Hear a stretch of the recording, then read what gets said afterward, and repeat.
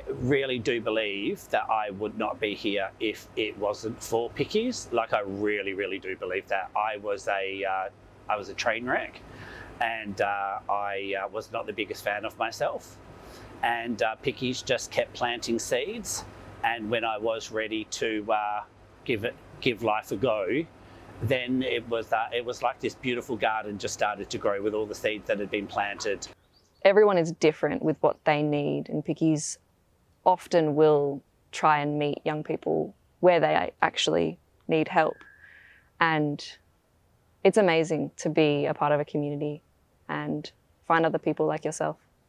It has its place, and it's a very special place. There's a lot of hidden populations of kids, and they're not the extroverts that are out on the street.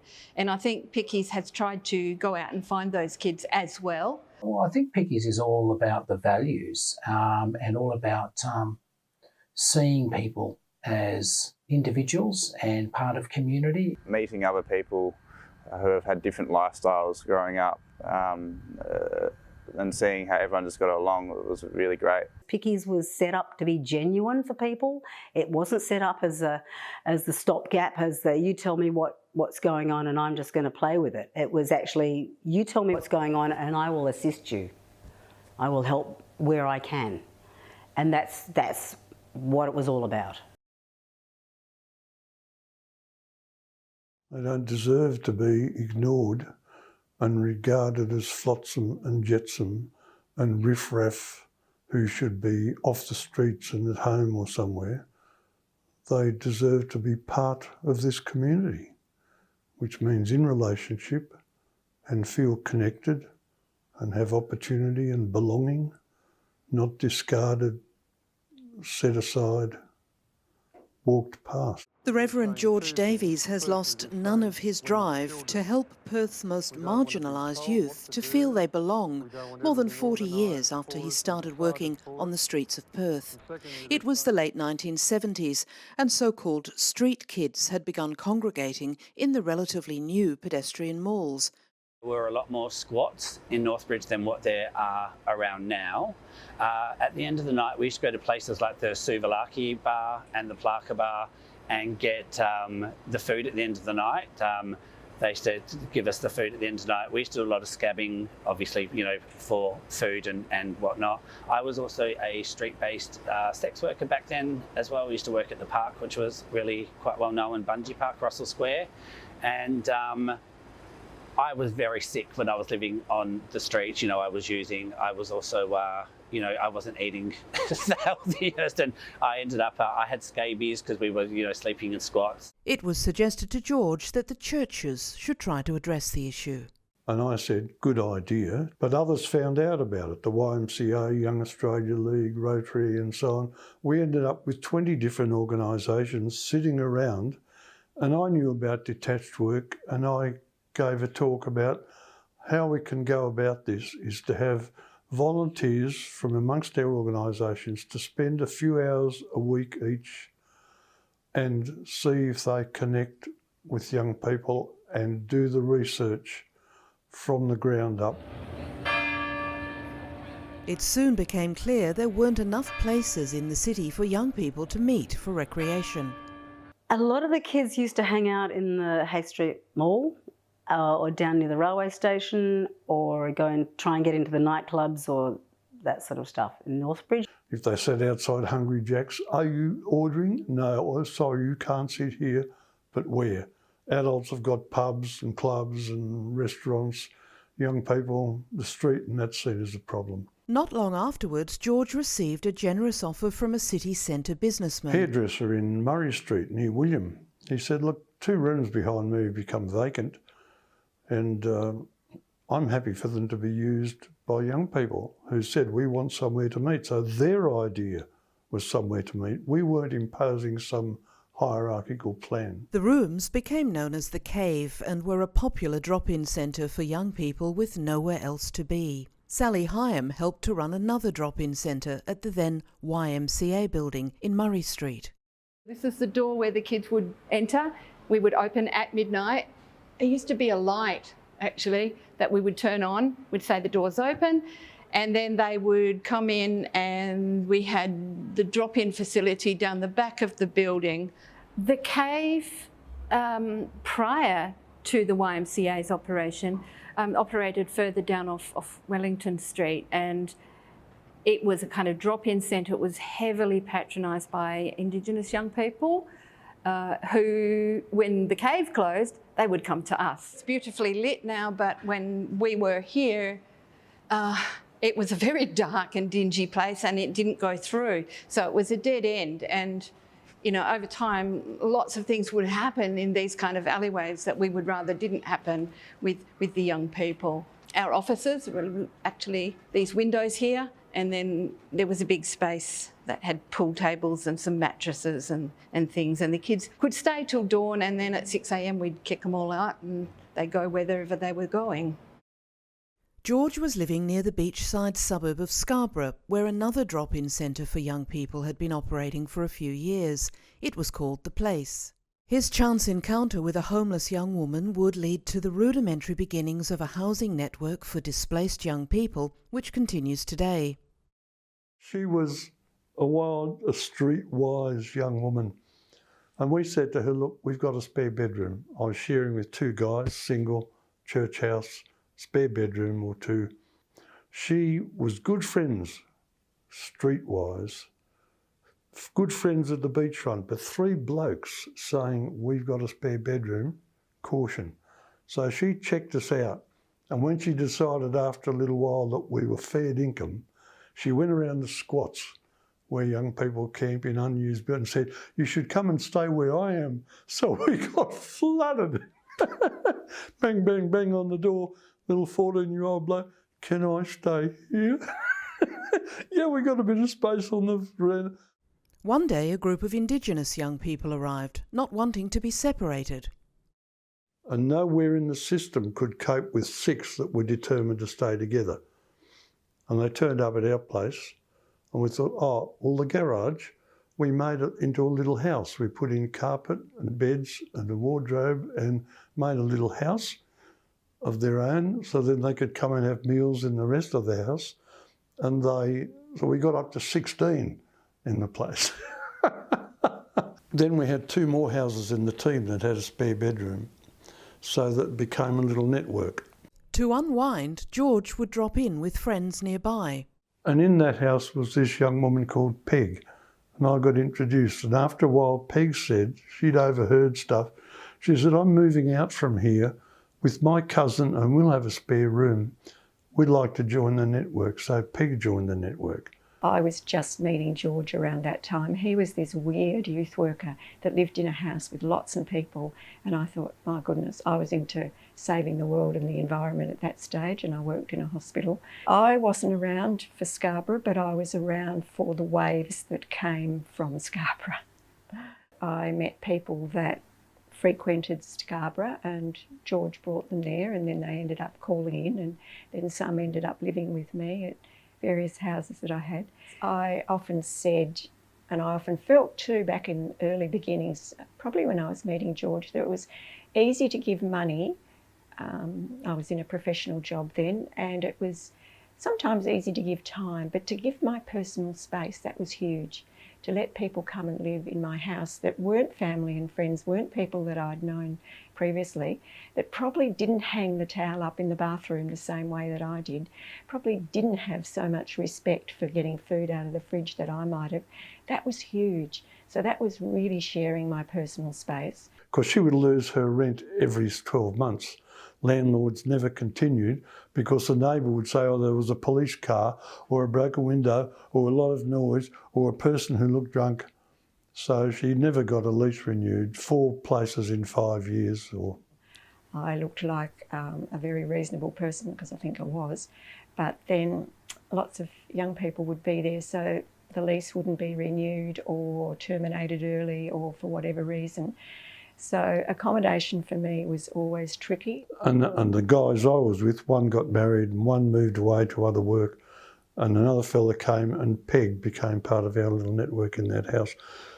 Well, after I'd lost accommodation a number of times and paid out a fair bit of money for excess damage that had been caused by young people living with us because they're never around when you're cleaning up and moving on.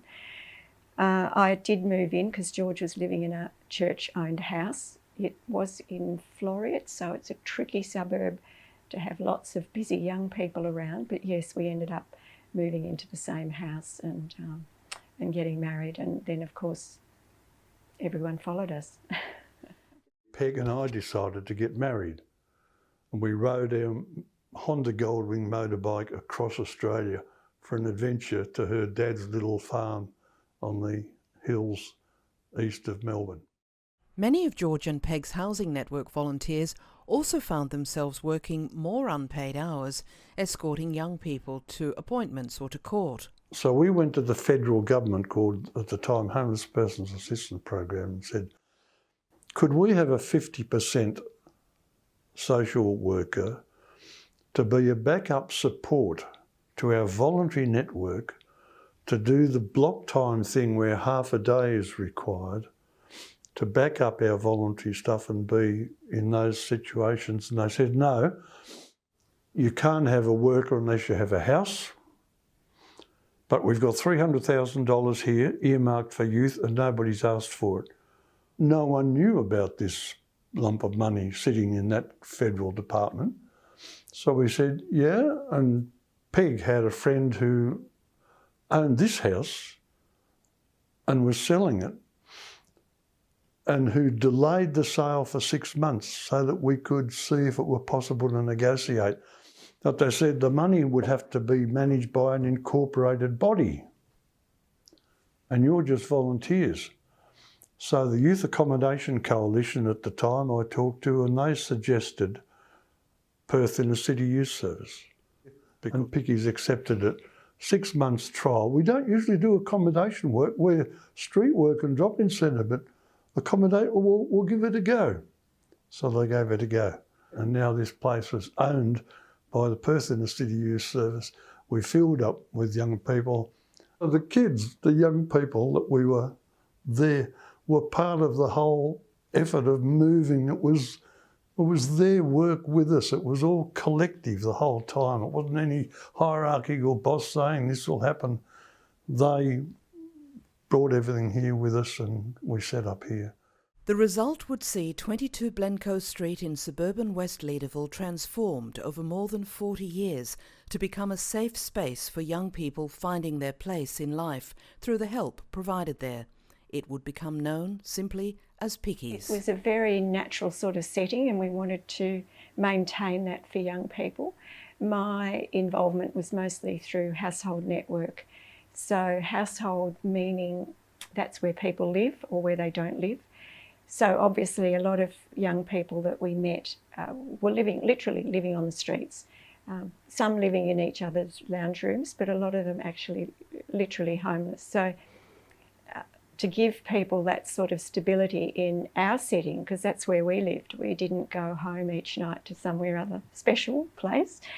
It was quite powerful for young people and quite an attraction for them. Peg and George lived the experience and they were in up to here, you know, amazing people. And Peg's, you'd go over to Peg and George's place and Peg would have food on the table and always, and everybody would be welcome. So there were this really beautiful, amazing people. I don't think a lot of people would cope with it. I mean, I've known a lot of Christians, but they are real Christians. You know, they live what they believe, which is just so nice. The housing network started by George and Peg is now coordinated by Maddie Bovell. It offers transitional housing for young people aged between 16 and 25. We currently have 24-bed capacity in our household network program, and this is transitional housing for approximately 12 months for young people that allows them a safe place for them to stay. And during that time, we offer case management support to help them achieve some of their goals. Zach runs an art business in Perth and has recently put together a book featuring the works of other Perth artists. He grew up without parental involvement, lived on the streets and was referred to PICYS in 2018. I was quite young. I was 18 when I was living in PICYS, and so I think at that age for anyone that's where they're trying to find themselves, and so PICYS provided that space for me to do that. Case management and support can really be quite broad and look very different for a lot of young people.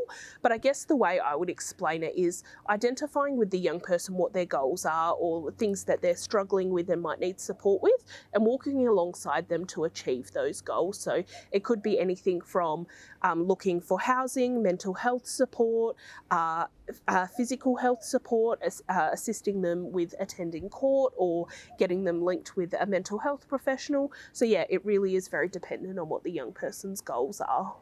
Yeah, I think coming into it, and especially quite young, you learn as you go with it all, and yeah, I guess as a great skill to have in life with around all sorts of things. But yeah, I guess budgeting and just general maintenance of the house. Yeah, it was good to be thrown into it. Yeah.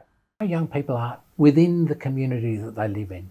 We're not running a congregate care where we put a lot of people together and say there's a big efficiency if we have 20 or 40 or 100 people living in one building and then the workers come to that one building.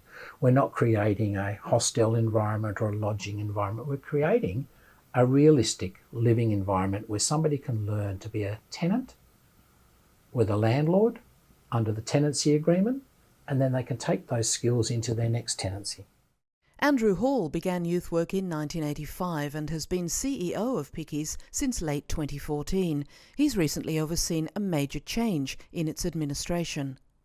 So PICYS has been an incorporated association under the law of the West Australian Government for the last 42 years, and we made a decision to change to a company under ASIC so that we had a framework under the national framework. We still hold our charitable status, and we still have all the same objectives and all the same values and all the same mission statement. But what it does allow us to do is to use our resources differently, and it gives us more security in owning infrastructure. And one of the things we're setting out to do is to purchase some properties so that young people we are working with can live in properties that we own. And when we're purchasing them, we're negotiating with the government to match that. So it's our goal to purchase 6 two-bedroom units, which are 12 beds, and if we double that with the government matching it, we'll increase bed capacity by 24. PICYS also receives significant community donations, which it puts to good use. We've taken the windfalls from the donors and sort of split them into two categories. One category is we're using half of the money to sort of increase housing stock. So that means we can actually house more young people. We're in negotiations with the government to do a partnership deal where we put 50% of the money in and they put 50% and we buy properties to house young people. The other half of the money is being sort of put into an investment portfolio to sort of help with the long-term viability of the entity. So ultimately what we would like to see is get to a point where we've got an investment portfolio that is generating enough returns to sort of fund the administrative costs of the organization. So that way any money we get from the government can 100% go into service delivery, and we don't have to pay for any overheads out of government money, because government money is hard and we're competing with all other organizations to get it. So if we can actually chop out the overheads from the cost when we're tendering, we stand a better chance of being successful in the long run. Since 2014, PICYS service contracts have risen in value from just over $400,000 to close to $2 million, with its main investment from Western Australia's Mental Health Commission. What I am trying to do as Treasurer is ensure that we're on the strongest possible footing when it comes time in 3 or 5 years to renegotiate those contracts, that we can come in and be successful and keep the organization going. We've been around for just over 40 years, and I would like to see us go for another 40 or 80 years. And I want to ensure that by my involvement that I'm leaving PICYS on the strongest foundation financially to continue the good work we do. Many young people, hundreds if not thousands, have come through the front door of 22 Blencow Street for support. And it's a great house because it's really welcoming. It's got a huge welcoming corridor, so it's a huge welcoming space. And we try to create a whole feel of the house is all about them coming in. So when they walked in the front door, the first 2 doors they walk past without noticing are the offices. So they're literally not arriving at a reception desk. They're arriving into a house, into a lounge room, a welcoming space. From there, they've got the opportunity to gain food and take what they want from the food shelves. No one's prescribing that. No one's packaged it for them. They can take frozen meals from the freezer. They can take frozen meats from the freezer and fresh vegetables from the fridge. And in the access bathroom at the back, there's also a hygiene storage area where people can go in with their own bag and take shampoos, hygienes, deodorants, and things that are useful for them at home, and saving them some money. So our kitchen is a shared space. There's no different spaces for staff kitchen and staff toilets or any of those things. We're all humans. We all share the same space. And young people can come in and make themselves a coffee, make themselves a cup of tea. We always have supplies for people to be able to make ham and cheese toasties and gluten-free toasties with cheese and stuff, so that it's always a supply of food there for whoever needs a feed out of the young people crossing our threshold. Danny Wright Toussaint is Youth Services Manager for the mental health area at PICYS and, among other roles, assists its landmark psychosocial support service, Pillar, which helps young people at risk of or experiencing homelessness and struggling with mental health issues. We can start supporting young people from 15 to 20, but we can continue supporting them beyond that age range, but that's our kind of starting age range for our service. And we really do whatever that young person needs to meet their wellbeing requirements. So we will do an individualised support plan that goes through all the areas that they need the most help with. Jenny Griffiths is a senior clinical psychologist at Perth's YouthLink, a community-based specialist mental health service for young people aged 13 to 24 who have the most complex and severe mental health difficulties. The Pillar project is a really innovative project, and it's another example of PICY's uniqueness in their approach to a holistic way of supporting young people. So it provides an individualised support approach to those young people, whereby mental health services such as YouthLink, or very typically YouthLink, are working alongside the care that the Pillar group will provide in a psychosocial manner. So it's the psychosocial and the therapeutic being brought together. The worker would taught me how to do things like boil eggs, and taught me how to do things like prepare basic meals, and to even change a light bulb. So I know to like most folk, changing a light bulb is nothing, but to someone that had never changed a light bulb, that was quite an experience. So, but they helped with like just everyday stuff. I didn't realise until that I was housed in PICYS how much I really wasn't taught, and then how much my caseworker, like my worker, taught me. Taught me a lot. Yeah, I feel like it's such a privilege to be able to be in the position to bear witness to young people who have experienced some real hardships, but also to be able to sort of give them that leg up to really, go forward with all the best kind of support and resourcing and information and education that they might need to be able to do young adult life as best as they can. Kirsten Stender worked with PICYS for almost 15 years until 2007 and founded the Pillar project. Pillar provided accommodation for single people. Could have been in a couple if they chose to, but mostly it was for an individual person living independently. And with that, we employed a specific youth mental health worker that provided unique support, outreach support, which was quite different to what we had for the PICYS household network. There were youth workers there that essentially were youth accommodation workers, but they didn't have the mental health focus, so we were relying on external service providers for that. Pillar was an outcome of key research which had revealed disturbing findings from young people living in the existing government-run supported accommodation services. Some of the key findings from that were that young people generally didn't feel safe in supported accommodation, didn't feel safe around other young people, and that meant that they weren't open about their needs and their sexuality or their gender diversity. And from that, we then understood that there was a specific accommodation model that was required to support those young people. So we put together a model where young people could stay in a house on their own, so they didn't have to deal with other young people and the challenges around being safe where they live. So independent accommodation. And then the work is coming in that through PICYS, and PICYS had always been queer friendly, that they felt safe. And we partnered in that with the Freedom Centre, queer youth service, drop-in service. And later days we partnered with Living Proud and obviously YouthLink as the mental health service.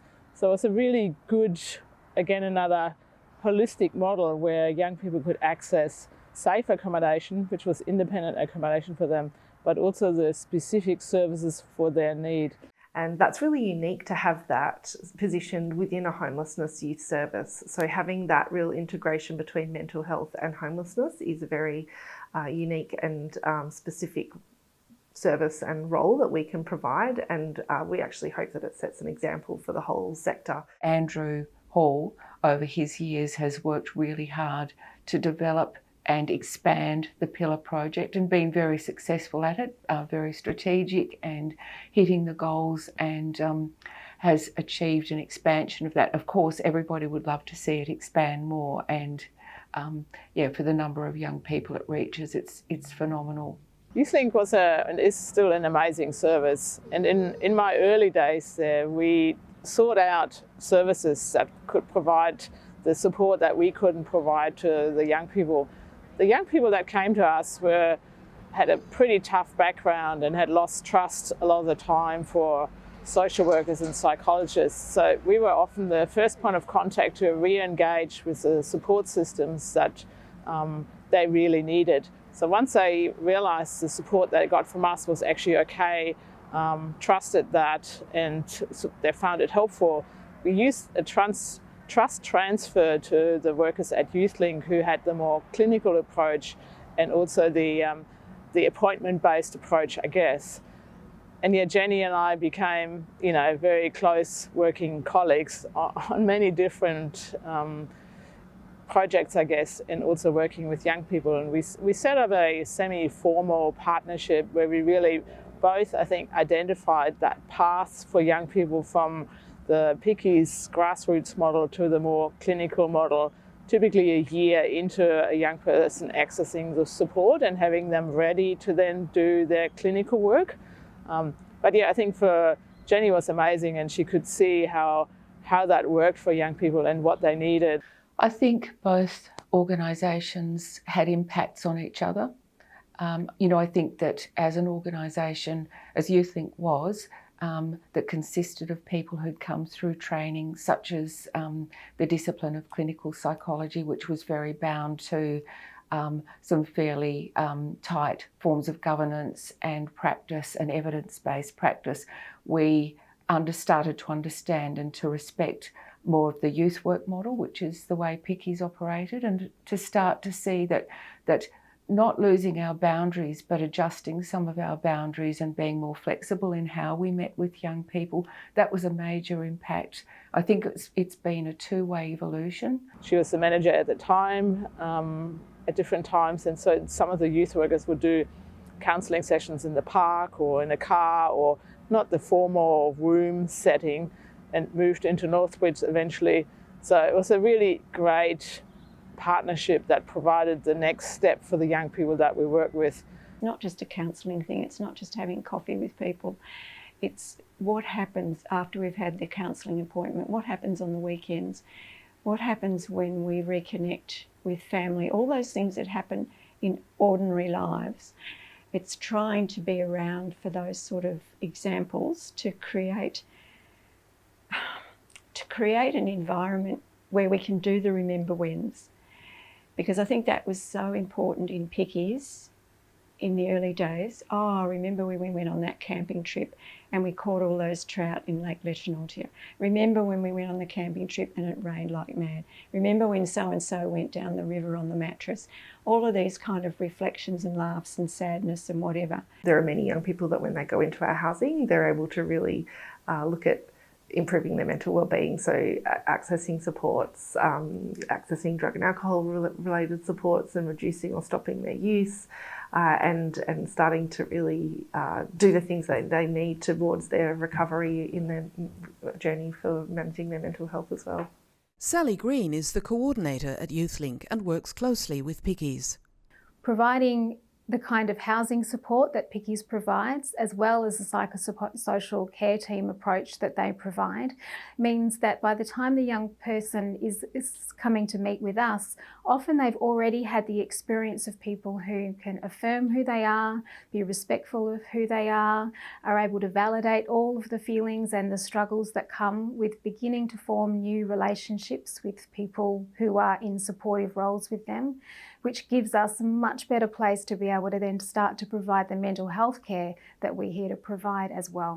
Often up to 50% of the state's youth mental health service young people are also engaged with PICYS at any one time. We really prioritise young people who are kind of falling through the gaps of other services that might not meet the criteria for some services because of potentially suicidality, drug and alcohol issues are the two big ones that, especially when in combination with general mental health issues and homelessness, can often mean that services aren't able to provide support to them.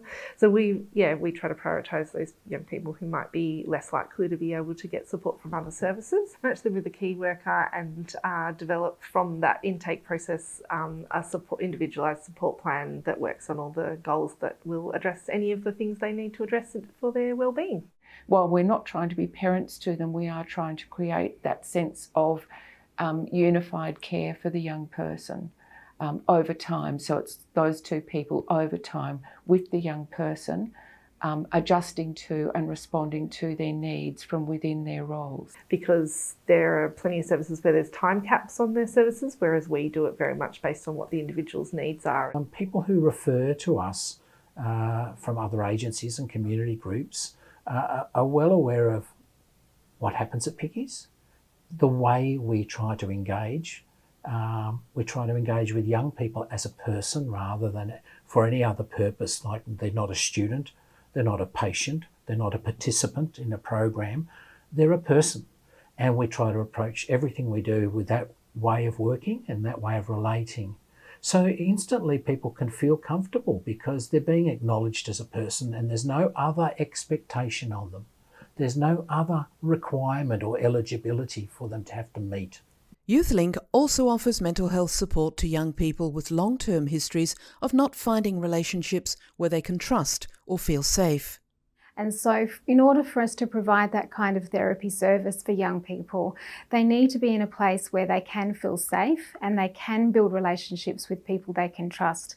And that is really where PICYS comes in to support the young people that we engage with at YouthLink. PICYS and YouthLink refer young people to each other as needed. We would be referring to PICYS very often to provide that initial stabilisation for young people to be in a place where they can then proceed to engage with YouthLink and improve their mental health.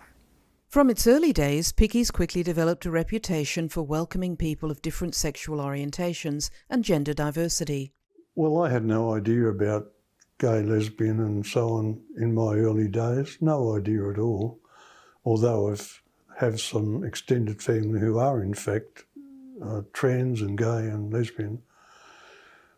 But when we started accommodating young people from the beachfront in the early days, some of them were lesbian and gay, and they were persons of value, and beneath their behaviour was an important person. So I started to learn about different behaviours and thankfully they saw that as acceptance, and that grew to be part of not totally the PICYS network, but included in the PICYS network.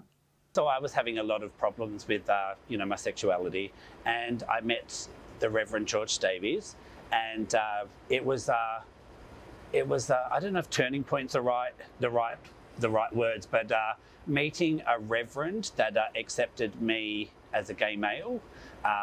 Really did change things for me because I wasn't a very happy gay man, well, gay boy back then. This was always welcome for everyone, literally everyone, and that included gay, gender diverse people, included people, diverse cultural backgrounds, quite a few Aboriginal people as well, people with disabilities.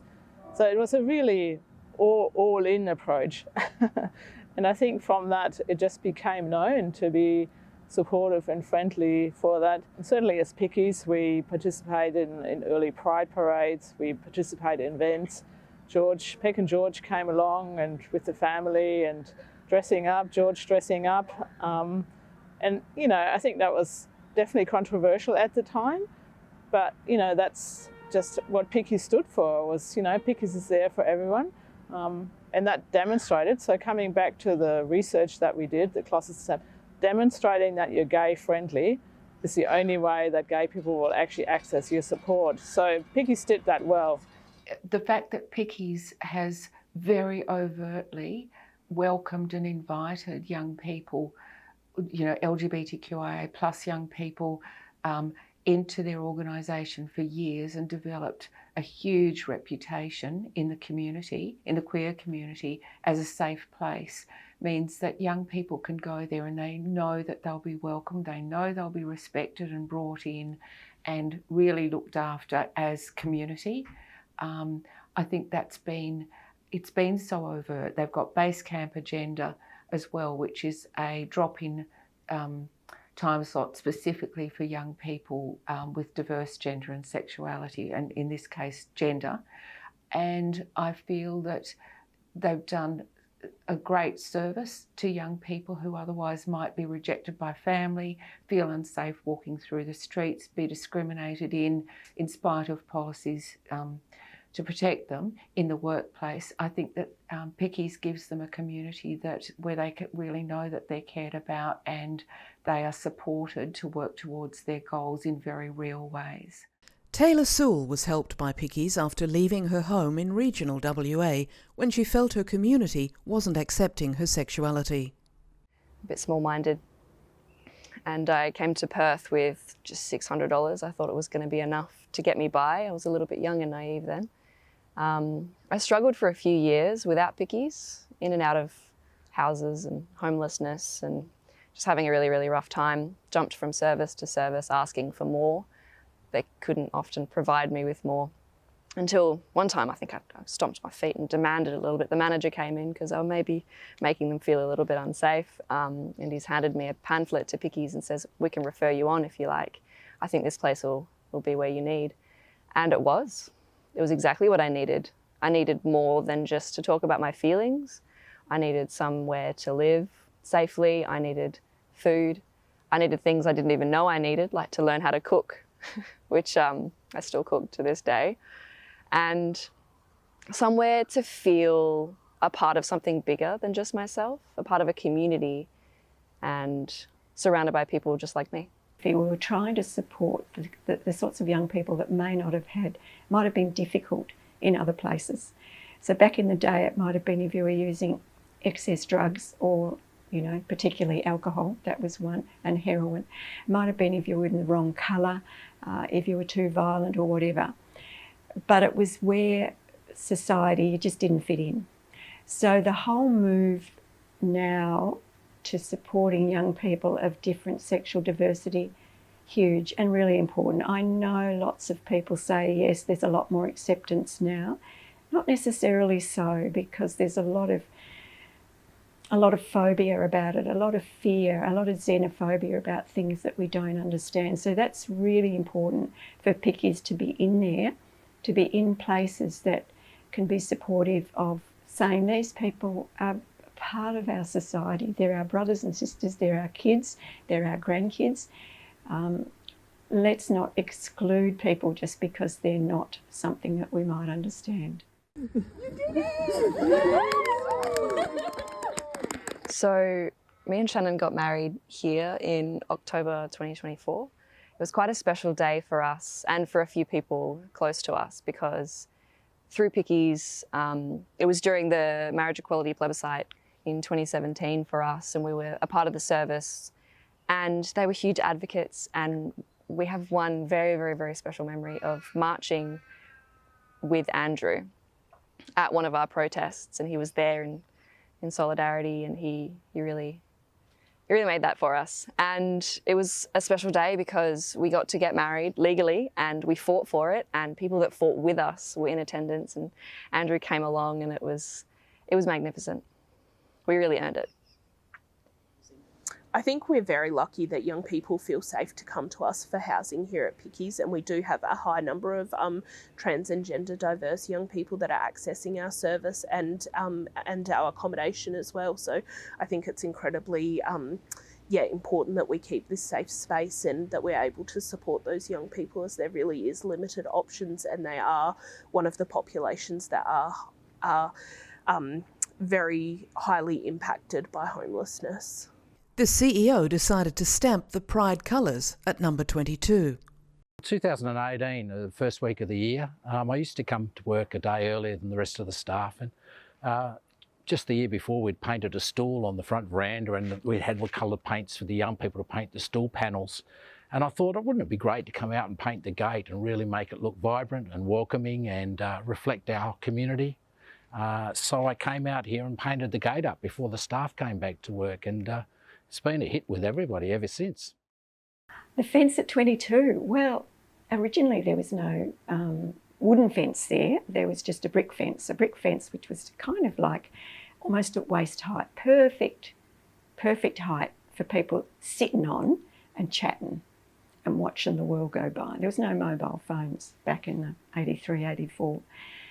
Then we get a little message in the on a note in the letterbox one day saying, look, this is from the woman next door, look, we're putting our house up for sale.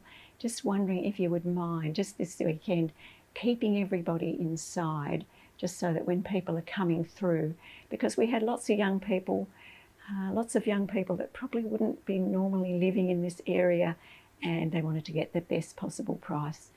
We showed it to everyone in the house, of course. We laughed about it and said maybe for $50 we could all go for a picnic in the hills. But we didn't go ahead that way. They sold the house, and then a few people later, again, someone living in the house said, came out. We got on with this neighbour really well, different neighbour. Obviously the house had been sold, but again, people sitting on the fence, and they paid to put the fence up because they wanted to sell the house, but they didn't want people to be able to see through the fence and see over the fence and to see what was going on. So the fence was actually paid for by one of the neighbours. PICYS has become a welcome part of the neighbourhood. I've lived near PICYS for a couple of decades, and on the whole haven't had any problems with it. It's a quiet place in West Leederville. Now, maybe once upon a time there were dramas, but certainly not in the last decade or so. As a neighbour and an interested neighbour, I support what they do. I admire George and Peg Davies for what they've done in this facility and in the area. But on the whole, as a neighbour goes, as a resident, there haven't been any dramas with it. It's it does its job, but it goes about it quietly without many distractions for people in the area. The current local council is also supportive. PICYS has been an essential part of the town of Cambridge community well before the town of Cambridge was even founded. It provides essential services to the youth, not just of the town, but also throughout the wider Perth community. The residents know what they do, they know the youth, they know the people who manage the organisation very well. So it's warmly welcomed by the residents, as it is by the town and the wider Perth community. Taylor has become secretary of the PICYS board.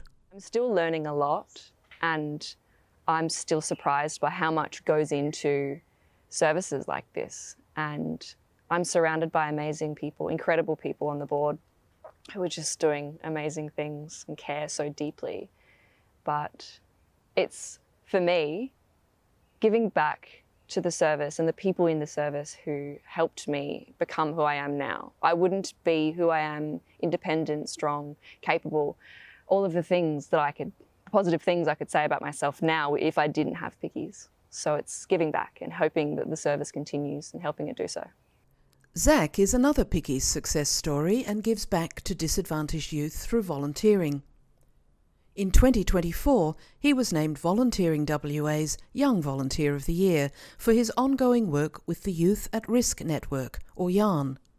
I think just the experience of being able to be present at that ceremony and meeting people who are doing great stuff in the community, volunteering. It was just a very wholesome night, full of a room of great people, so I was just very grateful to be in there. Yeah. The work we're doing is very important, and yeah, hopefully it shines a bit more of a light on the work so that we can get a bit more support to keep it going, yeah. Now working in community services himself, he also volunteers on the PICYS board. Yeah, I decided to be part of the board to give back for all that PICYS sort of did for me, and to be able to help influence the future direction of PICYS, to keep it strong and keep it growing the way it has been. And Andrew's a great person to learn from, so being able to work closely with him also benefits, as well as getting to meet and work with now all of the other people on the board who have got their own expertises. So it's just great to be able to give back and learn at the same time. If you look at the board, we have a lot of different people with a lot of different belief systems, a lot of different ideology. We have some conservatives, some Labour leading, some Greens, but we all agree that the PICYS project in its entirety is a good project, and we will support it in any way we can, because it's about the young people at the end of the day. The drivers for me in this role have been the professionalisation of the field, the safety of young people, the safety of our workers. So for instance, one of the early things that I pushed for was to get all of our workers to be professionally supervised, because they're hearing unbelievable stories and you can't unhear what you've heard. So they're carrying that around, and there was a huge amount of burnout amongst youth workers in the past, and yet we now see our workers at PICYS don't have that level of burnout, and they've got so much more support. They're getting professional supervision, they're getting supervision through their management, they've got the board behind them and understanding those issues, which I think in the bad old days, there was no understanding of what this kind of work did to us as youth workers, and the trauma and the vicarious trauma. Initially, we had access to just independent individual counsellors, if you like, to provide those support services to the workers. But we then set up a system with YouthLink that all of the supervision for the staff was provided by YouthLink counsellors, and that was at no cost. So that was a really great saving for PICYS. But it was also people who really understood the service and the model that we were working with. So it was a great support for the staff that were dealing with some pretty hard, long-term, hard and difficult young people. The sad stories are the things that have probably pushed me away from doing face-to-face youth work. There was one particular time, I think we first started losing people, sometimes suicide, sometimes overdoses. And then there was other times where we lost 2 people within a week, and that was huge. And then, it sounds a bit weird, but our cat got run over the day we heard the second person had died, and I was just holding the cat in my arms. And I said, I've got no emotional energy left to give to this beautiful little pussycat, because it's all gone to people that are no longer there. And a lot of it was drug overdoses, sometimes intentional, sometimes. I think what was so sad for me is that we were trying to provide an environment where people had the best opportunity to be in a space where there was lots of supportive friends, lots of supportive environments, lots of help with dramas that people are in their lives. But it still wasn't enough. And that's sometimes the case. It's still not enough, whatever the situation, because it's too big. There's so many that have died. Oscar, mid-30s, Oscar died in the square in town under a bush. So sad. Whether it's overdose, another guy who came out of jail, it took him a long while to admit that he'd stolen from us down there at 26. He came out of jail and probably celebrating And illicit drugs are more dangerous than licit drugs. You don't know what they're mixed with, what the concentration is.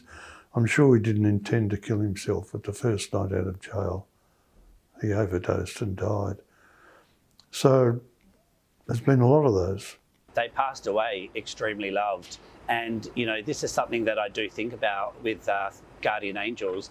Peg and George would have just so many guardian angels, because Peg and George, to me, are like earth angels. You know, they filled us with so much love. They also, you know, they never gave up on us, and they also encouraged us. They supported us. I now work in community services because of George and Peg and PICYS staff. It was the most supportive family that I was blessed to. So that's how I look at it with everyone that's passed, is they were so blessed, and myself, just having been involved with George and Peg's family and the PICYS family as well. Coming back into this alleyway actually is a little bit traumatic for me, because there's a lot of loss with young people, you know, that were living in the kind of circumstances they were living in. And we have lost a lot of young people across the years to suicide and misadventure. And I remember them all and honour that, but yeah, it's hard to think of those days and the kinds of things that were often happening for them. And I'm just so glad that organisations like PICYS can be there, you know, when things get rough, and to be a safety net, I guess. But there are others who connect with the Earthwise community that we met. One chap I met when he was 3 years old, went to the 16th birthday of his son yesterday. Another who I met when he was 3, I did his wedding a month ago, and so on. There's been continuity in those ways. Earthwise was an offshoot of PICYS, started in the early days by Peg and a group of PICYS volunteers and run from an old church in nearby Subiaco. George used to be associated with the Uniting Church and as a youth consultant, and it was an empty building, and he said never get rid of it because it's a great space. And there was a number of us that were associated with PICYS, staff and volunteers, lots of young people around that had a lot of time on their hands, and staff that were really interested in obviously supporting them and also environmentally. So an op shop was how we started, and pretty soon after that we had a food centre where we bought food from Food Bank, was the only place then. The food was available, and then a lunch. And then 1996 we got a permaculture garden started through a Commonwealth grant, federal government grant, for 6 months. And that's gone on.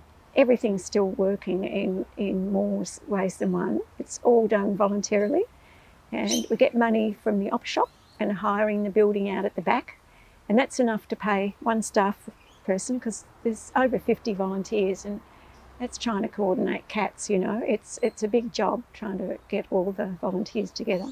Frankie was a volunteer with Earthwise in the early days and would bring young people there. She became a PICYS employee and eventually sat on its board. Well, originally, you know, like the Earthwise and Perth Inner City Youth Service, they were sort of integrated in that young people moved across, and staff from PICYS would be part of Earthwise and come up and bring people to lunches, etc. But, you know, over time,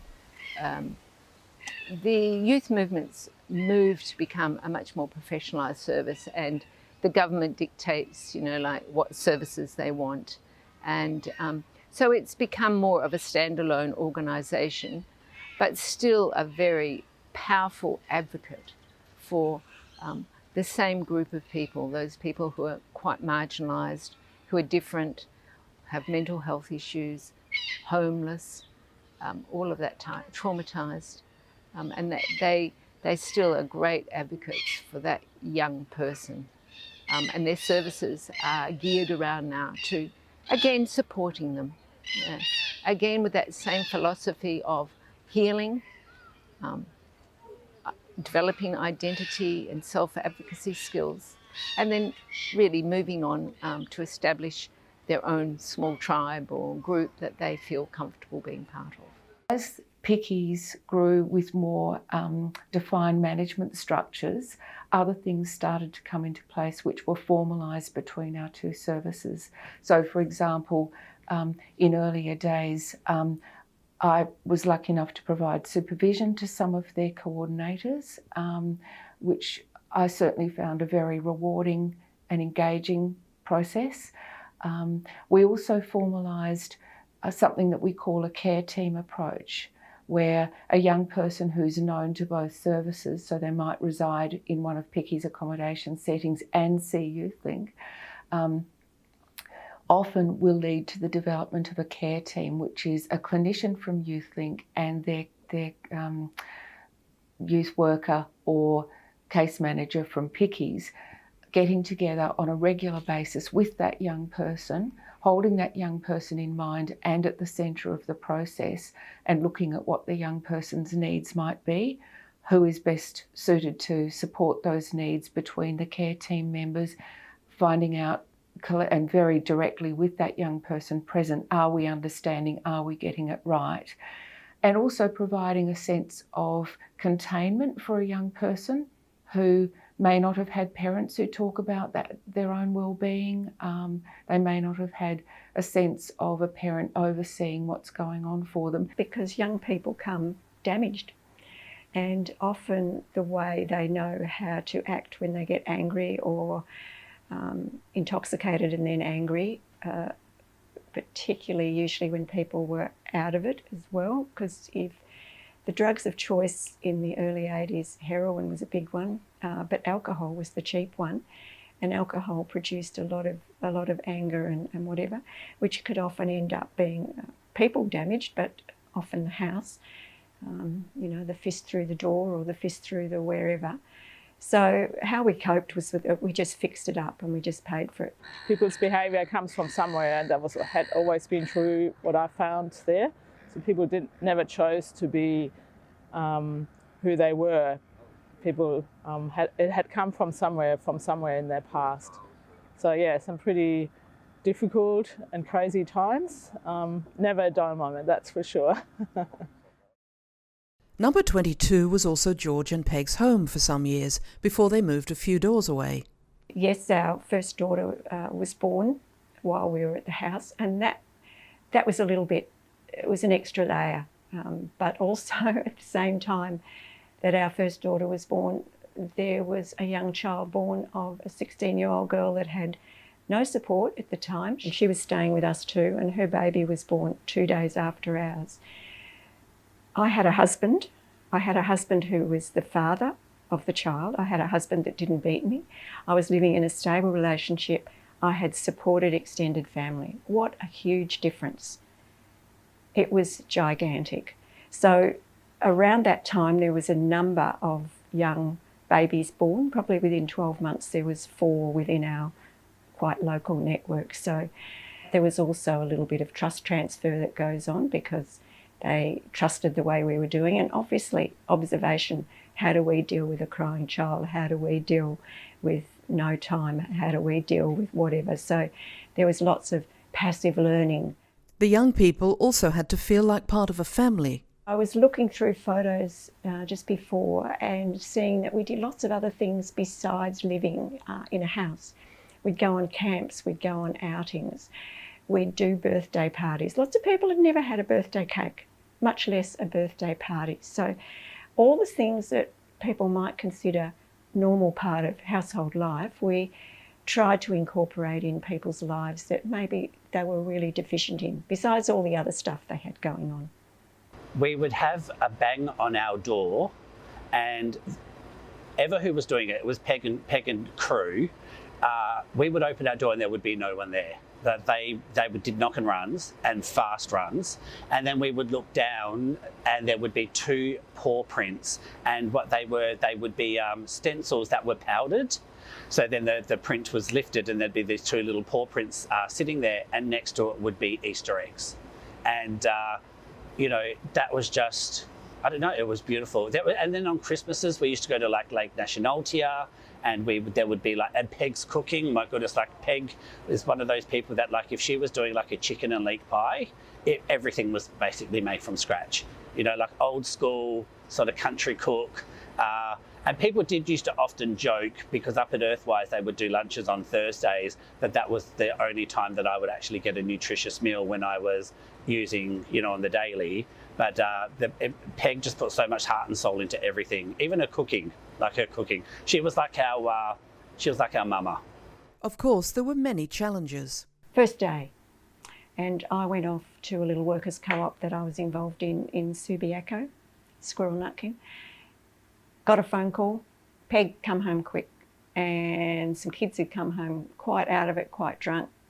Decided to have a fight together inside, and of course the doors for the side veranda had got smashed. Now normally if you're in a youth service, that's when you get evicted. Firstly, you're drunk and disorderly and you've smashed up a whole lot of the house. Well, we cleaned up the mess. I was pretty pissed off. So it costs money. I can't remember if it was insurance or whatever, but we moved on.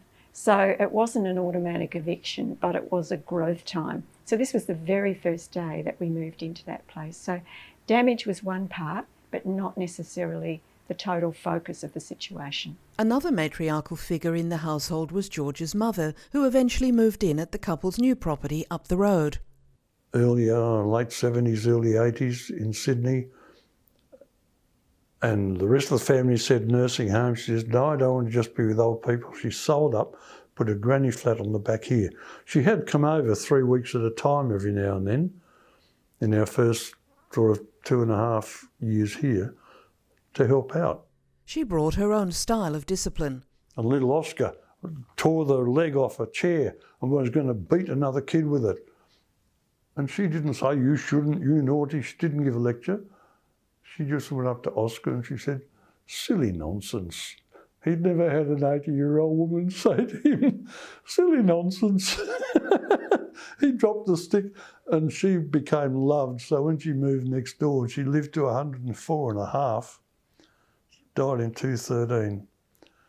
But young people would be coming and going. It was who else was in their 100 that they had in their life? They didn't have grandparent contact. They loved, she was grandmother to dozens. This was how Peg described the early PICYS household network in the 1980s. It's a lot more than the bed and the food. Each house is sort of organises itself, its own domestics and its own finances, so that if you need or you feel like you want to stay in a house for 2 years or 2 months or 2 days, it's up to you. There's nobody putting the pressure on you to leave, which is often similar to what we'd call the normal household, where you're not pressured to leave when you're 14. Out of like everything in my life, like now nearly being 50, PICYS is something that I will always look back on as being like, you know, my family that 100% accepted me for who I am. PICYS has got a good name. You know, it is quite a focal point in the youth industry for being providing a good quality service to young people. Because I got that foundational support to cover the basic needs, I was able to then work on my emotional needs. Something in the youth field that is worthwhile, that is being supported, yeah, that's great. Happy about that. And I'm very grateful that we have this organisation and that we get the support we need. Yeah, so PICYS has always been a small organisation. I've heard people call it a boutique service. And we, really having that small community space for young people to connect with the whole PICYS community, with staff as well as the other young people going through similar stuff, is what makes us work. It's part of that whole holistic integrated model of service. But having a huge organisation is in huge danger of losing the personal. We are individually and collectively addressing things that we thought were huge barriers or limitations and getting past them and having wins together. When you walk into the PICYS base camp, you are immediately struck by the warmth and the homeliness of that environment. It is as far from the standard clinical building as you can possibly imagine. It is full of love. It comes out of the walls of the building. You can feel it. You can feel George and Peg's legacy in there right from the very beginning. And I would feel so comfortable sitting down at that kitchen table and grabbing a bowl of cornflakes out of the pantry, just as has been happening there for literally decades. So for young people who haven't had that experience of sitting around a family table and sharing a meal and chatting about their thoughts and dreams, PICYS is a place where that has happened potentially for the very first time. And that is a lifelong legacy that you can tell has had a powerful impact on people by the way in which they stay engaged with PICYS and keep that connection both inside of themselves, but also in a very real way by being present at the PICYS AGMs, by being part of the PICYS board, by coming back to YouthLink and letting us know about how important their time with PICYS has been. And I'm sure that PICYS themselves have lots of visitors from people whose lives they've touched over the many years of involvement, who go back and say that PICYS was the first that they ever had an experience of a true family and a true sense of belonging. I was involved in relationship and I believed in things evolving from the ground up and put together by the participants and owned and not hierarchical. And that's kept growing and growing with people like Andrew and Sally in the chair, and wonderful commitment and continuity of the principles of acceptance, inclusion and growth. So we're pioneers here, if I can still say we. So I feel, proud and appreciative that the principles of being amongst and growing with have kept going. The evolution has had continuity and continuity of growth, and that boggles my mind. Some friends of mine were in the Hay Street Ball. Everybody was having a ball, getting in the Christmas spirit, reading the posters about life, being it, buying presents for Mama. Policeman come up to a friend of my friend and said, "Listen, son, I do intend to find out how much money you got down there in your jeans, kid. Come on, kid.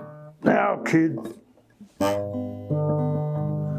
Well, I tell you, Ossifer, it may sound funny, but I don't happen to have much money because I'm an adult and it's Christmas time and I got a mama too. Son said, "The cop are going to run you in. We're trying to clean up Perth from sin. And yours is one of the worst kind, looking in the shops, not buying nothing. You ain't no tourist. Down the station, kid. Now, kid." Long time ago was a man called Jesus. I think he started this Christmas business. Said something about love your neighbour, help him along. Don't remember he took no poor one's name and used the law to cause them pain. I think he said, "I'll do the suffering around here." But if he come back again, they'd probably arrest him. So he'd sleep in the shed at the back of the Sheraton. Anyhow, we don't like your kind, because some of your kind haven't got any money, and Christmas is for people with money to spend. Buy, spend. But don't spend it all, because you might get arrested.